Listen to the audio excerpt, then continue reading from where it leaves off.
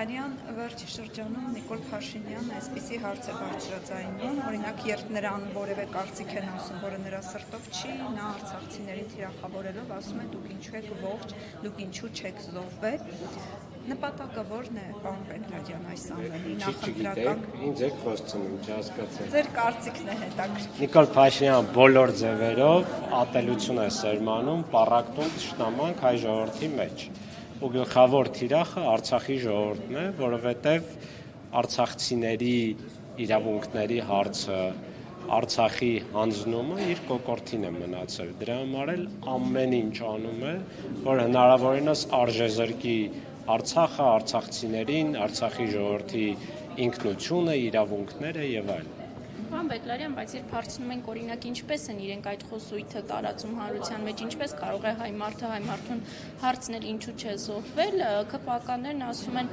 մենք դիմում ենք նրանց, ովքեր թանկ իրենց խոսքերով եմ ասում, թանկ ջիպերը նստան, փախան պատերազմի օրերին չմասնակցեցին եւ թանկ արժեք կաֆեներում նստած էին։ Այդ ով է, թող մատնացույց անեն, թող հասցեական խոսեն, այդ դեպքում թող իրենց մասին էլ խոսեն, որտեղ իրենք էլ են թանկ ջիպերը նստել, առոք-փառոք ժողովրդին խաբում են, թող իրենք է ասեն, այդ հարցերի պատասխանները տան, այսպես ասեմ, բայց աբսուրդ է մարդը մարդուն, ասի ինչու չէ զոհվել, գնայիր մեռնեիր, չգայիր խոսեիր, այսինքն դա նշանակում է, որ իր նպատակը այն է, որ հնարավորինս շատ արցախցի մեռներ, կամ բոլորը մեռնեն, կամ որ ասում են մինչև վերջ չեք պայքարել, մինչև վերջ չեք պայքարել, տողատակում նշանակում է մինչև վերջի մարդը չեք պայքարել, այսինքն ուզում էին, որ բոլոր արցախցիները մեռնեին, որ գլխացավանքից ազատվեին, ճիշտ եմ հասկանում։ Վերջին շրջանում տեսնում ենք նաև, որ արցախահայեր են մոտենում Նիկոլ Փաշինյանին, շնորհակալություն են հայտնում նրան, հաճախ ասում են, որ իրենք զոհվածի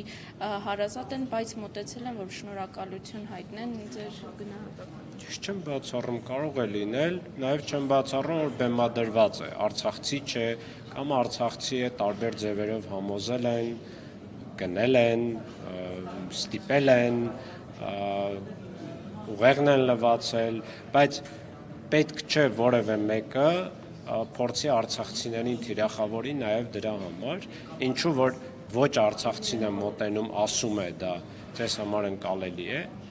կարծում եմ ոչ, ինձ համար ընդհանրապես ընկալելի չէ, ինչպես են մարդիկ Փաշինյանի հերթական ստերին հավատում, սա է խնդիրը, իսկ արցախցիների մեջ շատ փոքր մաս կարող են լինել, որը էլի պատահում է, մարդիկ են, իրենք էլ են կարող, այսպես ասեմ, այդ ստերին հավատալ, միամիտ են, տարբեր ձևերով իրենց վրա ազդել են։ Օրինակ ոչ վաղ անցյալում Արթուր Չախոյանը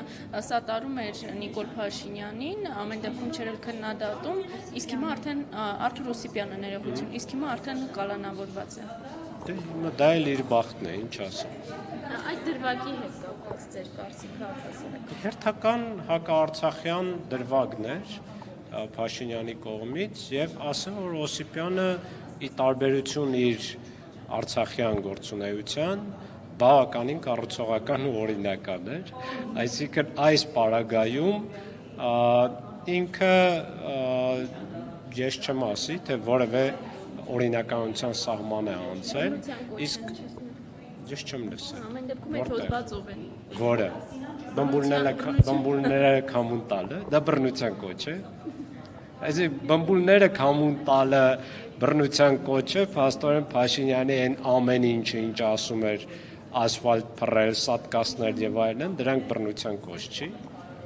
Բամբուլները քամուն տալը կարող է շատ հանգիստ մեկնաբանվել ուղղակի բանավեճում հաղթել։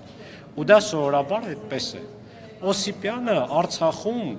այնքան բռնության կոչեր է հնչեցրել։ Արցախի իշխանությունները հանդուրժող են եղել հանուն հանրային համերաշխության եւ ժողովրդավարության սկզբունքների պահպանման։ Միգուցե ինչ որտեղ նաեւ Փաշինյանից վախենալով։ Նիկոլ Փաշինյանի խոսույթի մասին էլ երբ հարցնում ենք, հենց ուղիղ հարցում եք, արդյոք դրանք բռնության կոչեր չեն, ասում են դրանք քաղաքական գնահատականներ են։ Դե բնական է իհարկե։ Բաշեֆն է ասում, ուզում եք ինչ լինի։ Պարոն Բեգլանյան, մինչ այս պահը, մինչ այս քանի տարիների ընթացքում դուք փորձում եք արցախահայերի իրավունքները առաջ տանել, բարձրաձայնել Արցախ վերադարձի մասին խնդիրները, նաև միջազգային ձեր գործընկերների հետ, ձեր գրեթե բոլոր ելույթներում այդ գիծը դուք տանում եք։ Նիկոլ Փաշինյանը նման հայտարարություն է անում հրապարակավ, որ ով Արցախի շարժման մասին խոսի, ով Արցախի հարցի մասին խոսի, անձամբ ինձ հետ գործ կունենա։ Այս պարագայում դուք ինչ եք պատկերացնում, ինչպես այդ ձեր ջանքերը պետք է արդյունք տան, երբ պետական մակարդակով երկրի ղեկավարը նման հայտարարություն է անում։ Ցավոք սրտի, երբ պետությունը իրեմս իշխանությունների դեմ է արտահայտվում մարդկանց իրավունքների պաշտպանությանը, հատկապես այս պարագայում ցեղասպանության հետևանքով բռնի տեղահանված ժողովրդի իրավունքների պաշտպանությանը, իհարկե խիստ ցավալի է, ողբերգություն է, բայց փաստական առումով դա շատ է դժվարացնում մեր պայքարը, բայց ես վստահ եմ, որ